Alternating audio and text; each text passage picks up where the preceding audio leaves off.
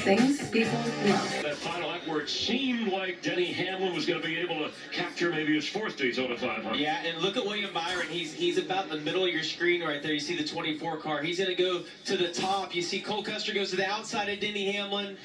Briscoe gives Hamlin a shot, and then Custer moves down to just try to block. There's not room. You see William Byron and Tyler Reddick just barely sneak by on the outside.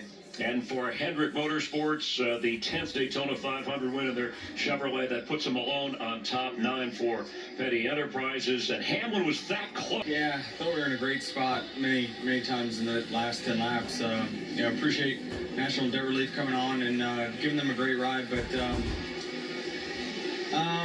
we didn't have the caution on the first straightaway spin. And I was like, well, that's the second lease on life to try to get the 2, so I measured up the 2, got a run on them, and stayed with them enough to where I could kind of control what side I wanted to pass them on. And then, we had pulled away from the pack slightly, so I knew a run was going to come.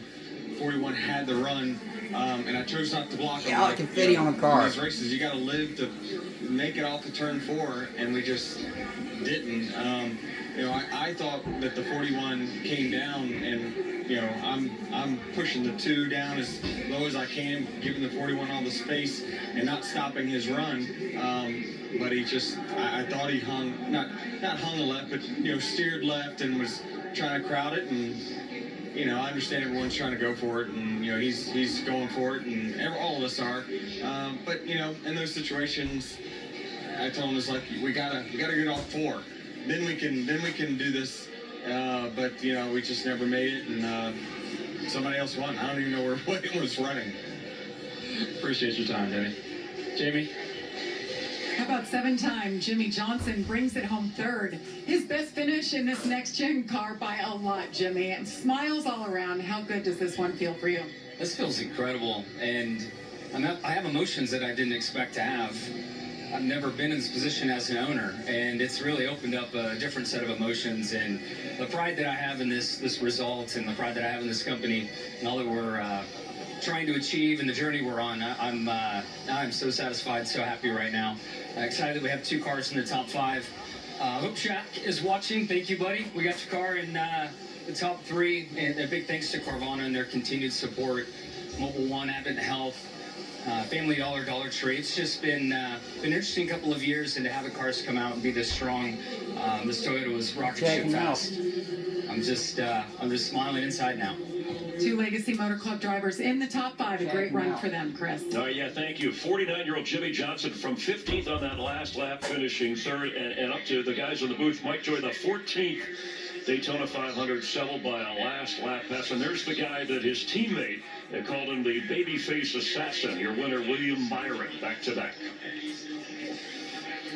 Well, when you look at this, Clint, this is one of those scenarios where Denny Hamlin is right. You have to get off of turn 4 to have a chance to win this race. And there was really only 2 cars that came around there at the end. And the chaos ensued. We had a lot of the good cars, what I thought were the fastest cars, get torn up early in the race. And ultimately, it came down to survival.